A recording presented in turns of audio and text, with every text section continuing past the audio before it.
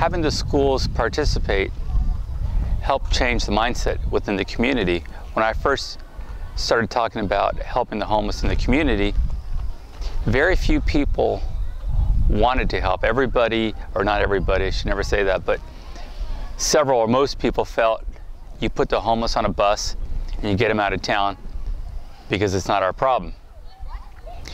Bringing the kids in allowed the people to see that the homeless are actually from our communities. They're part of our family, and we don't just throw our family out on the street, we help them. Bookshelf, piano, window, TV, couch, chair, wall. I'm going to show you. Alright, I think we'll add in, yes. Those are boxes. Can you tell that? You want to see more? The view. This. So there's the door. That's like here's the bag. Martians. Right That's there. like a bag of stuff I have. Here's That's Mountain View, like Palo Alto, and Helios, San Francisco. And there's Death Valley over there. Everybody here Okay, what's all over your has a beautiful home that they get to go home to and live in every day, every evening, every morning you wake up into it. But it's out of your control now that these are being taken away from you. How does that make you feel? It's What? just I want to see the fire. I want you guys to pause for a second. doesn't even feel bad because it's only piece of paper. When you the first moment that you realized that this image of your house that you had just recreated was going to be immediately taken from you. Give me a hand loose if you felt some amount of regret over losing even just this idea of your home. Difference. In this semester, we're going to be engaging in a project with communities in the area. They're going to be focusing on two things. First, we're going to be focusing on the issue of homelessness. We're going to be getting to know about the causes of homelessness and getting to know a little bit more about individual homeless families and homeless people. And we're also going to get a chance to take a look at some of the solutions, including a cool piece of technology that's come around as part of something called the tiny home movement. I'm excited because I'm gonna get to see the mayor, and that's kind of a first. But I'm also kind of nervous that there may be flaws in his plan that may prevent him to be able to fully help the homeless people. So let me tell you about what we're doing here in Hollister about the homeless issue. You guys all realize we have this homeless issue, not only in our city, in our state, but throughout the country. We have an issue going on. Now, I became mayor 2 years ago, and one of the first things I had to deal with was the homeless issue in our town. And it was kind of brought to me because we had homeless people living along the downtown corridor as you came into our town. They were living right off of the main street. So a lot of people were really angry about homeless being in our city. And they wanted us to find a way to kick them out of our town, which is not a really nice thing to do. And it's not making a lot of sense. But it's a problem.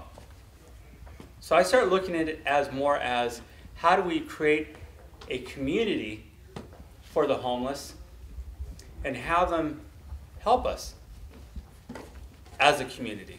In other words, not only will they have a safe place to sleep at night, but an opportunity to volunteer or learn a different trade again, to slowly make their way back out into the community so they can go back to work and have their own homes. We're working as a team, not only with our government here, but our nonprofit groups. And now, you guys. So you guys are going to be a big help on our team, and so is our principal, Monique. So we're going to create something that's different than what's been happening throughout the country by building a partnership. Now, I go to all the campsites throughout town where the homeless people live, along the rivers and the parks, and I talk to them. They all ask for the same thing. They want a safe place to sleep at night and an opportunity to work. So along the way, while we were working on this concept of how we do this, I stumbled across tiny homes. I heard you guys took a tour of some tiny homes. Pretty cool? Well, while I was at a seminar about tiny homes, I met one of your instructors. And at that group, there was about 100 people in this group learning on how to build tiny homes. And I happen to mention, I'm looking at this for a homeless. And the crowd there really got excited. And that's when I realized we have something here. We have a good idea that we need to make work. These are the homes we're going to build with the help of the nonprofit groups, with the help of the homeless, so they have their own home. And each house is going to have their own bedroom, their own shower, their own toilet, their own kitchen, their own TV, and they're going to have internet access. This is one of the campsites in town. There's several sites like this throughout the town. The homeless are very private. They don't want people coming in and feeling sorry for them. That's not how they look at it. They don't want, a lot of them don't want handouts. They just want an opportunity. It's not too bad. It's kind of like a fort. You said how many tents have you had? Like 30. Whoa. Look at the weather turning up. She's one of the best builders we have. Jennifer is very outspoken, so she lets me know what she's thinking. If there's a problem with what we're coming up with, she's the first one to let me know. So we've gone back and forth several times. I'm believing. I'm a believer. I'm a firm believer now. You know, for a minute I was kind of thinking it was never going to happen. It'll never happen. We'll be out here forever. But I'm sure that we're not going to be out here forever. I know you're not. Let's down. I believe in him. It's going to be cool. Any questions? Yes. Yeah. Do you know anyone around here who has pets? Yeah, there's a couple people down here that have 2 dogs, I think, tiny little dogs. Cool. Yeah. What are some of your feelings on this house that you have? Like what? Like a day-to-day basis? Sometimes like What do you feel about it? well, I feel it's mine. I feel comfortable. I mean, it's all the things I want. I'm comfortable. I make it comfortable. I mean, eventually I want to be out of that vinyl. That's why I was sick about the vinyl. But sometimes I get sad about it, you know? I think, wow, that's kind of messed up, but I can't get it down. I can't get depressed. Got to keep positive and just get myself busy. So I'm very grateful for my health and other things I've got. Where'd you grow up? I'm here. Here in Hollister? Yeah, I was born here, but I've lived at several places throughout the States. But I came back here because my grandma was here and she was sick. And then I took care of her in 2006, and she passed away. And I was on the lease, so did one thing led to another, and housing wasn't available at the time, so I didn't really have a place to go.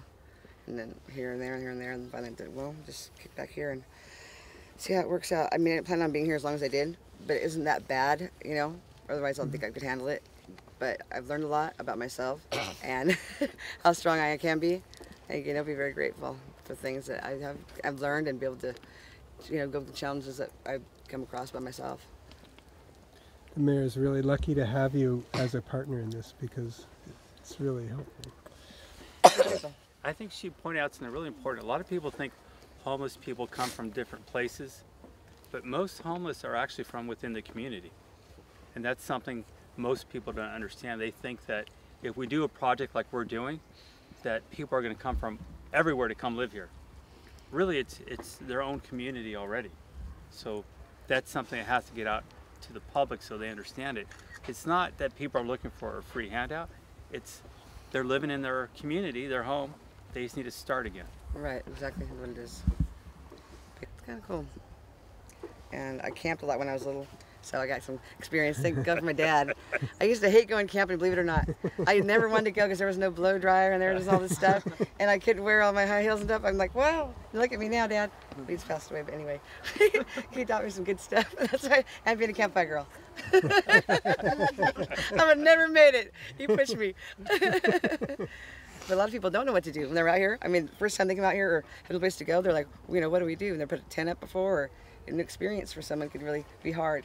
Luckily, I do have some experience and I can handle it. But I do a lot of help with people. Putting tents up, I put 1 million tents up, it seems like. you know, calming people down. He's like, oh my gosh, what's this like? What do I do? What do I do? And we just go and help each other out and keep positive.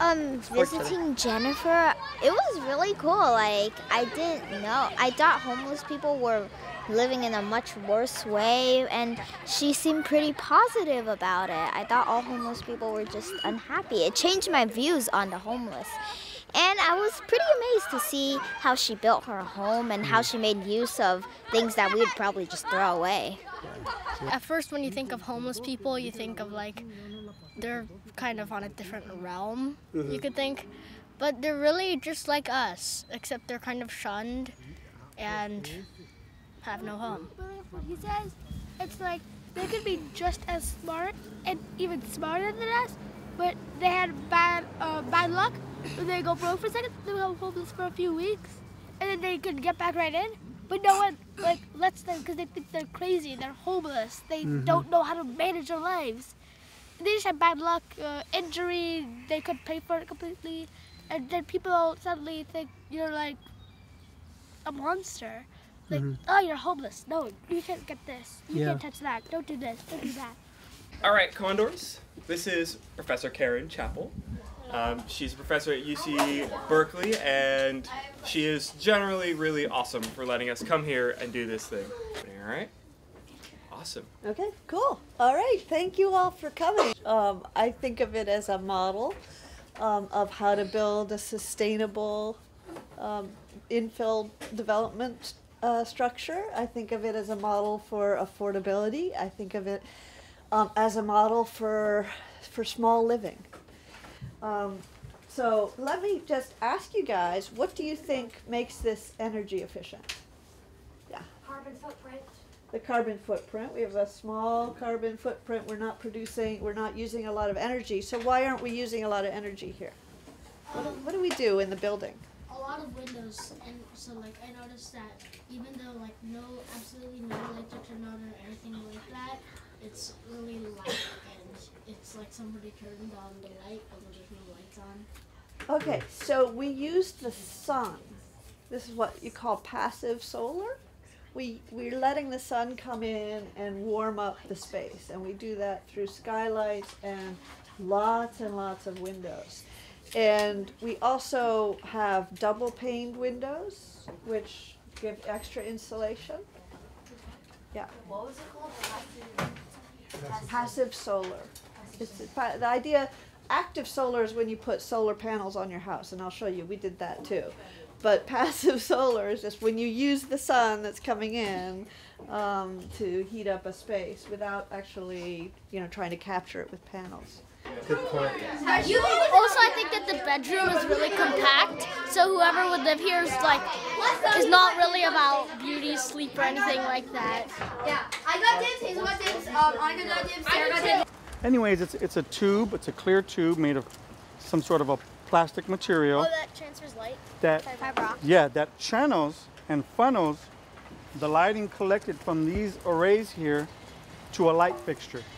I'm going to talk about some of the green features that we have in this restroom. So when cows use the restroom, it's called manure, right? Yeah. The stuff, and we kind of reuse it for certain things like fertilizer.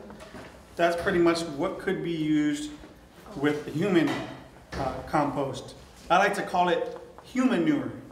Humanure. Yeah. Those are the wind turbines I was telling you about.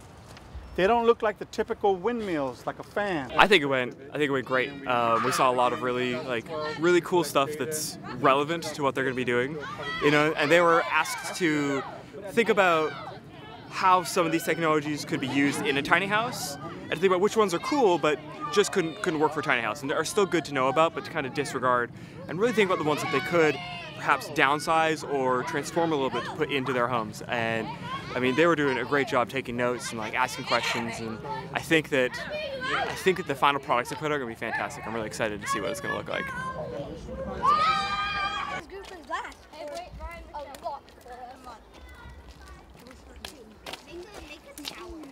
Kind of like Mike got here.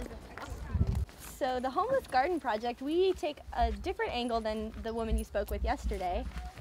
We see joblessness as an important part of combating homelessness.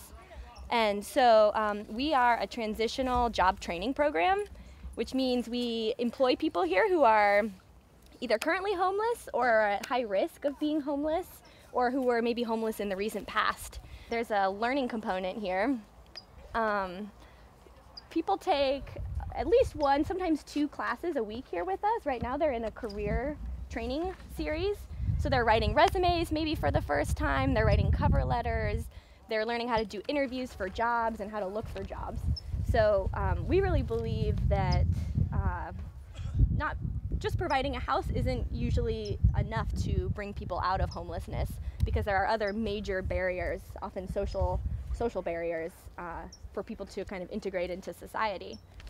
One of the biggest things that people face when they're homeless is a sense of isolation or separation from maybe their families or from friends or from their peers, or just kind of society at large. So when people come out here to work, they get to work together.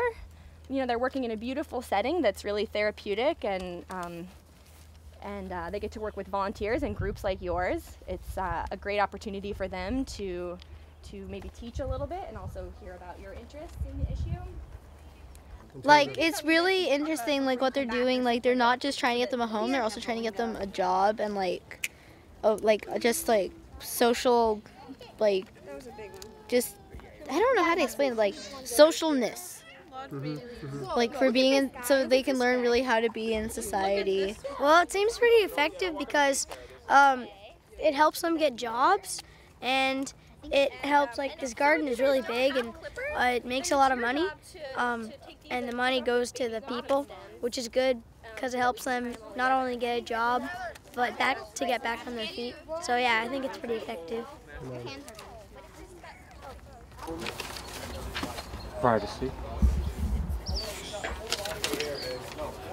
I mean, you could put safety along with the privacy, but the home provides a person with a tremendous amount of safety. I think that it was really informing, and I really realized what a lot of homeless people want but simply, like, don't speak up about. What they really want is safety and privacy, and something that's, like, they want to be able to do what they want to do in privacy without embarrassing themselves or worrying about what other people think of them. I'm really amazed that through all this trouble of being homeless, Amethyst can care for her son, and they, like, do all sorts of things together, and I'm just really in awe of the relationship that's possible when the mother is homeless. Well, she said that helping homeless people was more than just giving them a place to stay. It was about, like, helping them figure out why they were homeless, so that it wouldn't happen again. Because I think a lot of people, homeless people, they don't know why they are, what's stopping them. Yeah. I know, we're trying to pawn it off on mental health. As I watch the kids progress through this, one of the things I'm seeing is deepening levels of complexity in their understanding. Not necessarily a full gung-ho investment in the solution that we're proposing, but an understanding of, oh, this is a solution, but it may not be the solution, and the way that the mayor is deploying it may not be the most sort of purely elegant way to fix homelessness. So they're really, what really works for me as a teacher here is they're able to really they're starting to look at this issue critically from a number of angles and seeing how problematic it is, like what an intractable challenge it is. You can't just build a house for somebody and make them not homeless anymore. So, like, for me as a teacher, I actually feel like whether or not we build the houses or, like, get the mayor's plan done is nice, but what these kids are going to take away from this as students and as really, like, as critical thinkers and intellectuals is understanding the complexity of a social justice issue, which is transferable anywhere beyond just homelessness, but to any issue they decide as they move into young adulthood really matters to them personally. I like these markers. Oh no, the toss is too far. Were you gonna say Slytherin? And we're like from different places, so when we went over there to the Helios School, we were seeing a new environment, and when they came over here, I think they were noticing different things that they may not have in Sunnyvale. They were all awesome. Yeah. I liked how we went over there and then we interact with them. We didn't just go with all class. And then now they're coming here learning different things about Hollister. Yeah. Okay, so what do you feel like your strength would be here? Oh wait. On this, yeah.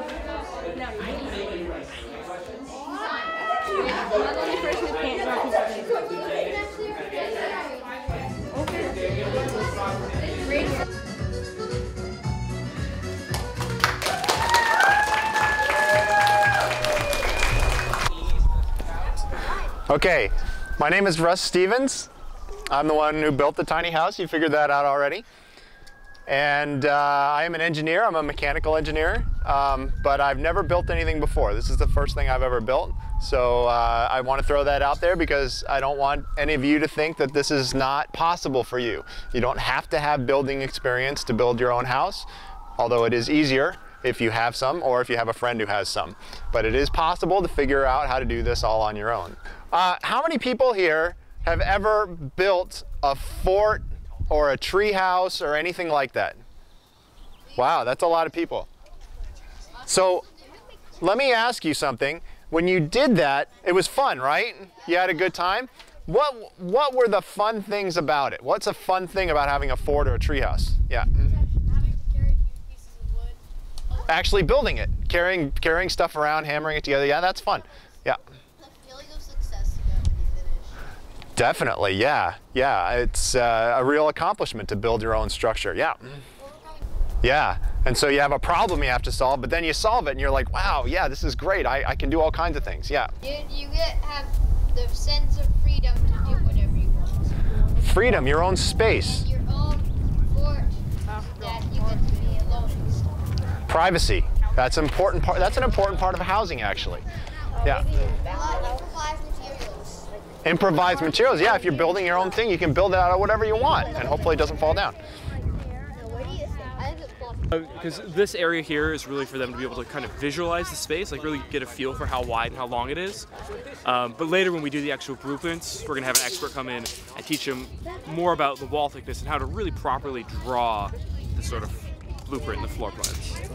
Can we have a second piece of chalk, please? Okay.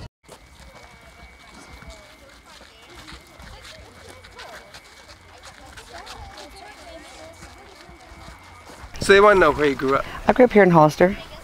My family was here, well, they came from Hanford, and my grandparents they lived here after they sold their ranch in Hanford, and all the family migrated over here, so Hollister became our family little town. So you mentioned a little bit, but can you say more about how you got to a situation where you weren't able to have a home that's yours? Well, I was taking care of my grandmother for a few years, and she was elderly, and when she passed away, she lived there, like, rented this place for like 50 years.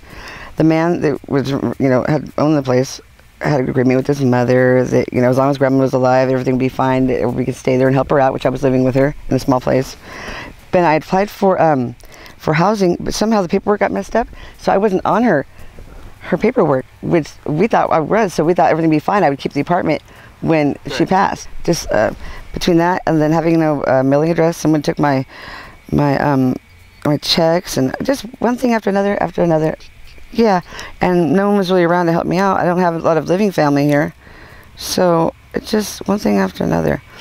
And it got overwhelming for me, and my depression really started then. Nobody's here. Everybody's out during the day. They're working one way or another, collecting cans or doing odd jobs. So it's not, the people have this perception that they hang around all day and do nothing. It's not true at all. They're out there trying to make a living. And go away if I'll make sure, we come in with dump trucks and pick it all up and throw it away. And then what? All you've done is taken their resources away from them, and they're gonna have to go somewhere else and do it again. So until you solve the root of the problem, you keep having the problem. So. Wasn't there a fourth question? Oh, Mike took it. Okay.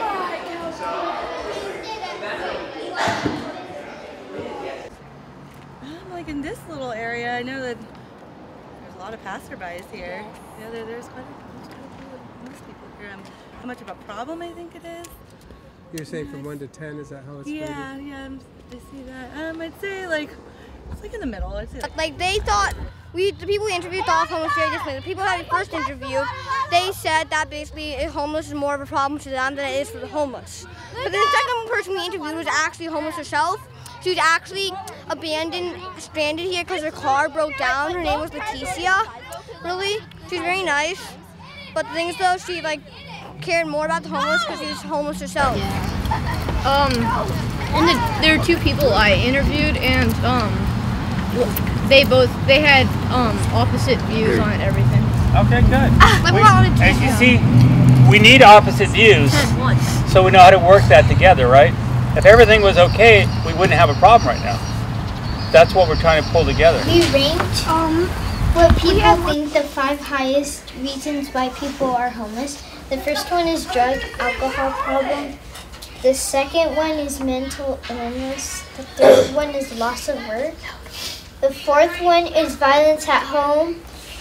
You researched an issue, you read news reports. What else did you do to find out about the issue? There were several things. Sorry? Go ahead. Read articles, except yours did. Read articles? Videos?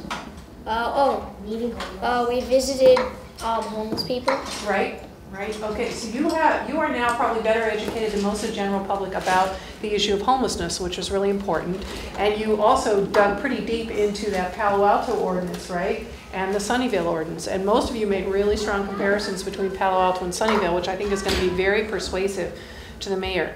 So you're now advocates, and again, the skills that you've learned in writing the letters and researching issues, I hope that you will use, like I said, for the rest of your life in other issues that are important for you. To ordinance, and I think a lot of them really understand, from what I've read in their letters, that laws like that are basically outlawing homelessness. It's very clear to them, and I don't know if they've had a chance to research other laws that essentially sort of make it illegal to be homeless, but that's a very, very important one. So I'm really impressed with their level of understanding. I'm impressed with their advocacy. I'm impressed with their writing skills. In some cases, I read letters I felt that were definitely college level, certainly high school for most of them. And they made their points pretty passionately and pretty clear. They know how to do evidence-based writing, and I think that, as I mentioned before, advocacy is very important, and that they should remain advocates their entire lives for whatever issues they're concerned about, and this is a great learning experience for them. It's a life lesson. Great job. Thanks. Well, I want to tell all you guys, thank you so much for doing all that you're doing. And I want you to know how important what you're doing is, and the work that you're doing right now can change the homeless situation, not only in our city, but around the country. But you guys are leaders right now that are going to make a big difference around our country. So I want to thank you, and I'm really looking forward to seeing your ideas and putting them into action. So I want to thank you guys again for all the hard work you've been doing.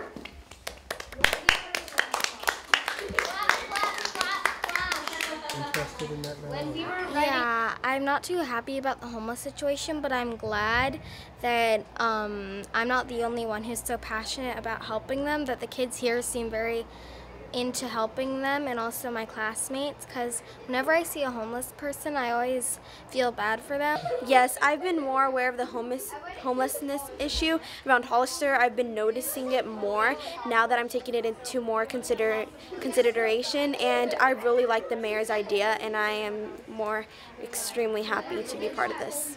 Have you talked to And any it's kind of sad because I want to help them, but I don't know how. So, yeah, so this is a really good way to help them. Sit to read with a good light. What about to eat? And to eat. So, you know, everybody needs to eat. So, when you know the person, you can ask them much more specific questions. Do you like to have a storage by your bed so that you can keep, you know, books or something that you want to read at night, so you don't have to maybe climb off of your loft down in to get your books. So once we get a list, then the next design step is not, you know, at some point, have you guys seen a blueprint as part of this process? Or okay. A blueprint is a very formal, fancy drawing with lots of dimensions on it, very specific drawing. Rulers with T-squares and this, and we're trying to make a tiny home. So right now I am going to measure in the 1 inch to 1 foot scale to create a 3-foot door, a 3-foot window. So looking at this, the 3-foot mark is right. So we were talking about whether or not we should include a dishwasher because it does take up space. But then we also thought if a reader wanted to read, they would likely rather shove all the stuff in their dishwasher, turn it on. So we got several things on a list: a storage area, a couch, a stove that we want to get into our tiny house or into our design. And so we'll start thinking about, I wonder how I could do all of those things with one idea. We've had a couple different ideas that you guys have shared about things that could do 2 different things. We had, he had a list of 4 things, and he thought about how could I do all 4 of those things with one solution. And I don't know if I have the answer to that question, but that's what a design assignment is. And so when you start drawing and thinking about, well, we talked earlier about we had a little easier one with the desk and the piano. Somebody had, I need a desk and a piano, and they thought I could have a little top that folded down over my piano and I could use it as a desk. Or you could like have a clip-on desk. So some real smart designer though would be able to take those 4 things that you just thought of and figure out a way through a clever design, see it works this way as a stove, it works that way as, and that's what design is all about. So can you tell us how this is tied to the tiny home? Well, lately we've been working on tiny models of windmills or wind machines, whatever, and we looked at all these different pictures over here and we said what we noticed and wondered about them on sticky notes, okay? And what these have to do with tiny homes is if we can make a good sized one that isn't too big or too small, we can use it to power some of the things needed in a tiny home. And then, so there's the vertical, and then there's the horizontal, parallel, and perpendicular to the wind. And so we found out that the vertical ones, that it was completely limited to how fast the wind was blowing. But these horizontal ones went really fast because it's not limited to how fast. 100 homes.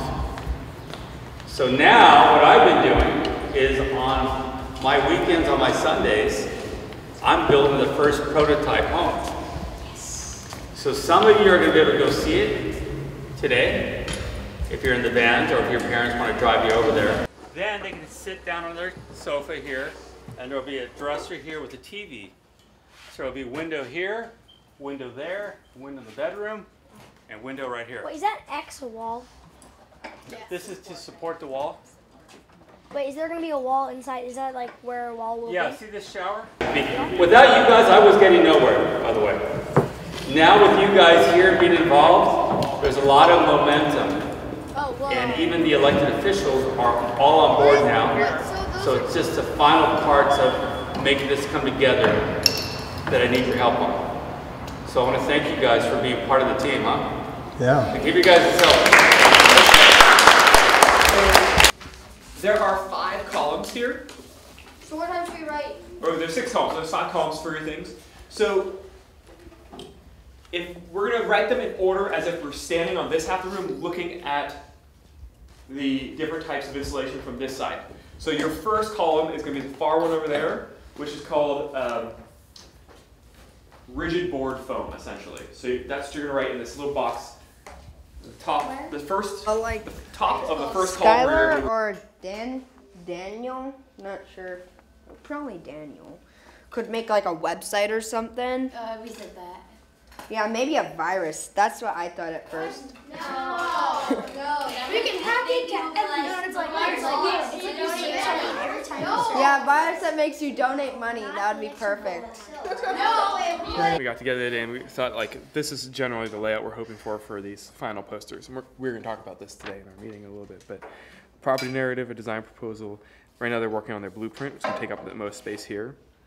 I'd like an exterior view at some point to show things like solar panels and skylights, maybe water catchment systems, other green technologies that are kind of external to the house that are harder to show on that. But we're trying to decide if this is going to happen next, or if next they're going to do the write-up of the green technology. Or removed. Okay, so check with Mike. One thing that you definitely.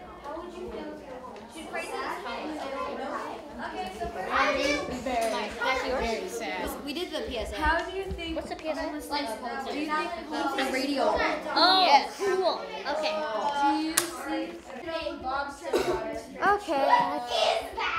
Alright, I think we'll add in, yes. Do my normal gestures, I see my stretches, I need to do those last, just for the presentation. Yeah. All right. Oh, Luca. I need to have, for example, I need to have use my hand movements and have a voice that is involving. For example, a voice that sounds interested. Okay, really engaging your audience. Yeah. Make it. So I want to do it. I want to do a final, another assessment here. So get ready. This is a fist of 5, which I like. How ready after today do you feel to walk into the vault in Hollister and give your presentation? This is for Frosty. A silent fist of 5. 5 meaning you are so ready. Less than 3 meaning you feel like you need quite a bit of practice.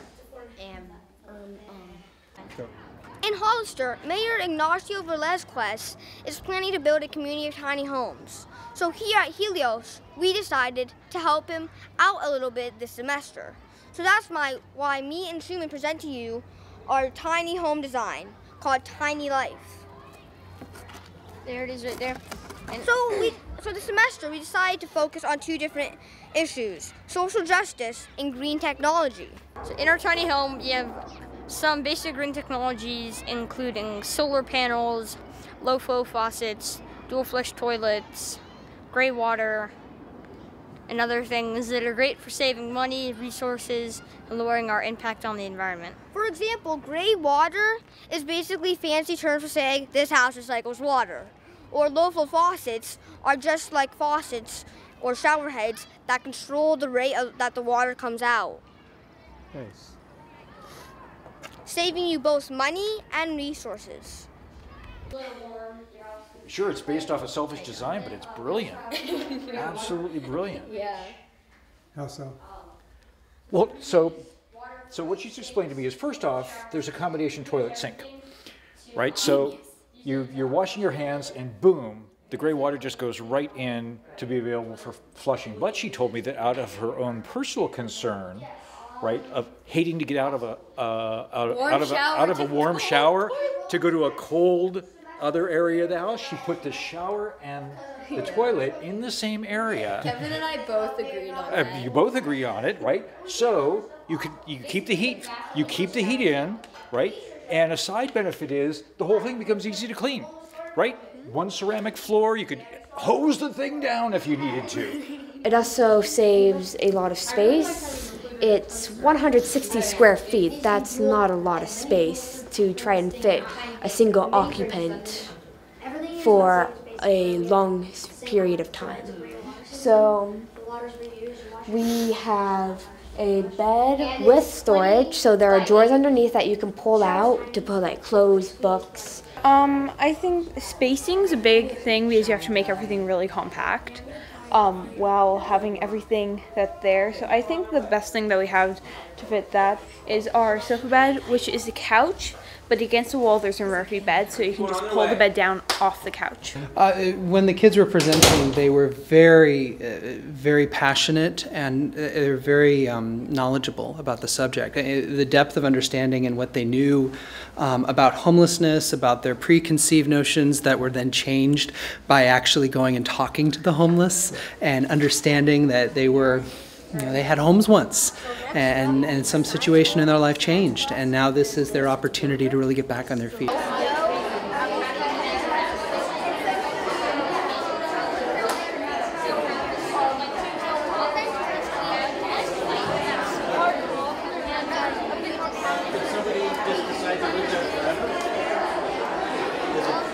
comfortable enough?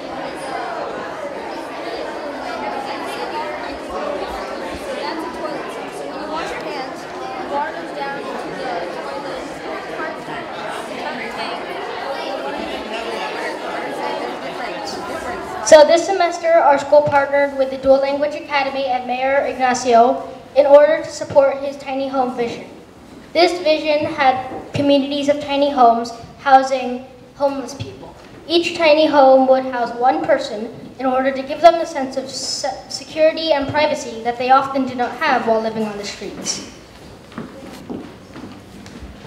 In order to learn about this semester and support the mayor's plan, we needed to understand two things.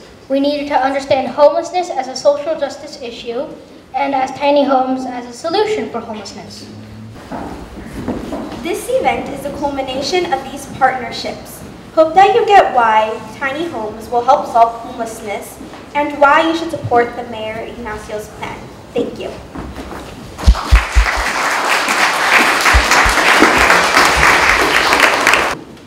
I used to think that homeless people weren't really a big problem because it was their fault. Now I know that it is a big problem because mostly it is because of bills, racism, drugs, and housing prices being too high and not themselves. Everyone is equal and should be treated equally too. We should help them, the homeless as a whole. I used to think that the homeless were a hopeless case. Now I know that though it's hard to help the homeless, it's possible and a good idea. I used to think that the homeless were to be pitied. Now I know that they don't want to be pitied, they just want to be looked upon as though they are equals. I used to think that the homeless were lower than I was, as if I was a queen and they were my servants. Now I know that we are all equal. They just have different living circumstances than I do. We wanted to know the public's views on homelessness. There were 2 surveys. The first survey was done by Helios and HDLA. We interviewed people by the library, the bakery, the bank, and in the residential areas. The second survey was only done by HDLA. This is the results of both surveys. Most of those surveyed think the homeless are not from Hollister. The majority think that homelessness is a big problem. A few people think that medical cost is a major cause of homelessness. Yeah, because now that I see them, I'm like, oh, they're ordinary people. But as of like before, I would be like, I don't know, I would think of them as a different person. But now, like, all the backgrounds of all their stories, they just like, they make you think that they are just like everybody. Hi, my name is Maya from Helios. For the next 5 minutes, me and my classmates will be advocating about why you should support the tiny home movement and how they greatly improve the environment in the community. While there are many benefits of tiny homes, we would be here all day if we tried to list them all. So we only will be highlighting ones that we felt were most central to the tiny home movement. Hi, my name is Truman, and I think you should support the tiny home movement because they greatly reduce housing density. With tiny homes, you can fit more homes in a smaller area, housing more people. Hello, my name is Danielle Ross. And you should support the tiny home movement because tiny homes save water by recycling and minimizing water consumption. Because of this, the drought will lessen. As you know, California is in a very important big drought, and more than 80% of California is in extreme drought. Hello everybody, my name is Skylar, and I think you should support the tiny home movement because they reduce material use by using green and modern tech. And therefore, we can build more houses at a lower cost, and now we have more resources to use for other homeless services, and that's good. Yay. You should support the tiny home movement because tiny homes can house the homeless very efficiently. Therefore, Hollister will build many tiny homes.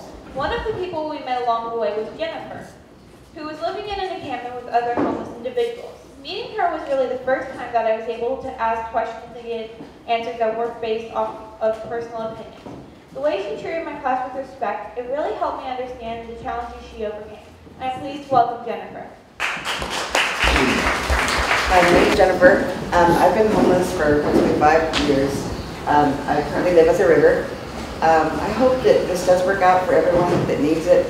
We've had a lot of struggles through having water and bathrooms and food, and it's been a hard 5 years. There's people that come and go, but most of us are from here, originally from Hollister. And I hope this whole project changes the way that we feel about ourselves and the way everybody views us, because we are good people. We just all have certain things that happen to us. Everyone's different, but we all stay together and we've learned a lot about ourselves, and we do have a lot of hope and faith in this program. So I hope you support it and make sure that we are happy just like everybody else. Thank you guys. And it is an honor for us to introduce to you the Mayor of Hollister, Mr. Helios Velazquez. And he had this great idea. What if we worked with you? I work with a school in Sunnyvale, and I like to have the kids come out and help you create this program. That was really important, because I'll tell you, when I started talking about this idea, I think 99% of the people, including my wife, thought I was crazy.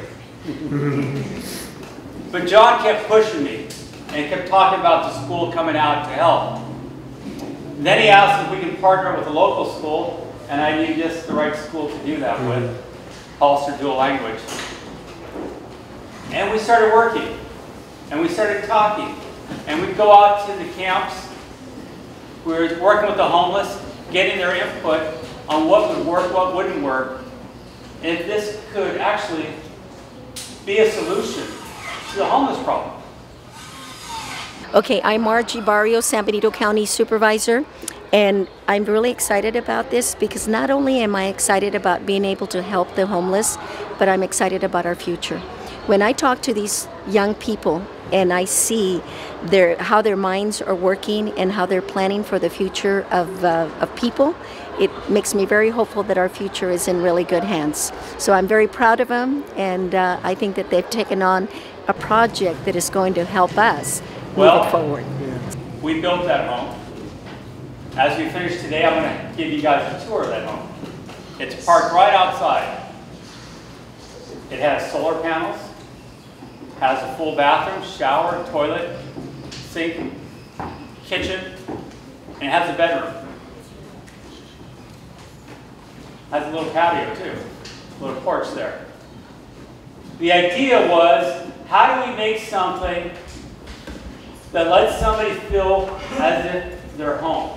It was just a bunch of pieces of wood. I can't believe Mayor Ignacio could turn something so small and so flimsy into something so beautiful.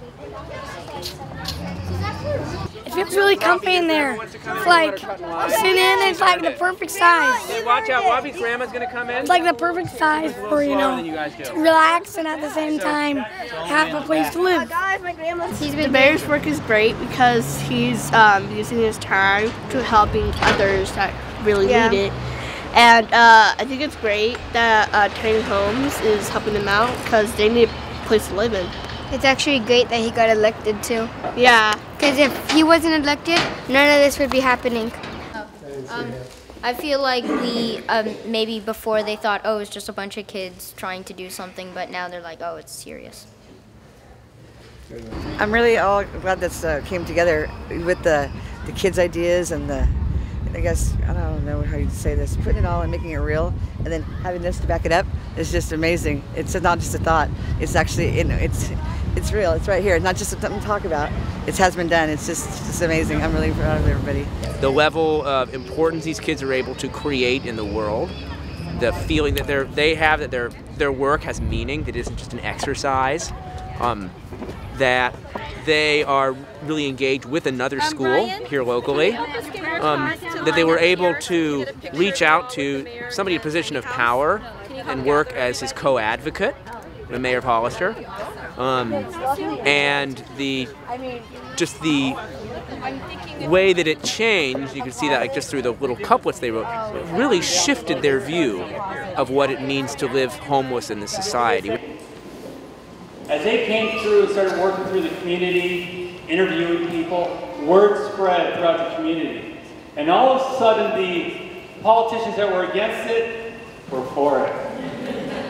Funny how that works, right? As they did their presentation, a huge wave came through, and people finally started to believe it. I had people calling me from Santa Cruz, from Monterey, different cities around the Central Coast, asking how we're doing it. So I wanted to let you know that when we finish this project, the first of many, I want you to understand something very important. Your kids made it happen. Looks so good. I feel like the impact we had on Hollister was very big, and I feel proud of it, but it wouldn't have ever worked out if not for Mayor Ignacio and everyone. More sure of themselves. Like a lot of times I wrote before, like, I guess you could do this maybe, I don't really know, but now I'm like this, this, this, and this. Now I'm really sure of myself, and I know a lot more about the homeless, and I could feel a lot more for them, and I understand them a lot better too. Why do you want these designs? I want to use them. I think I need the different ideas, the creativity from the kids, things that I didn't see.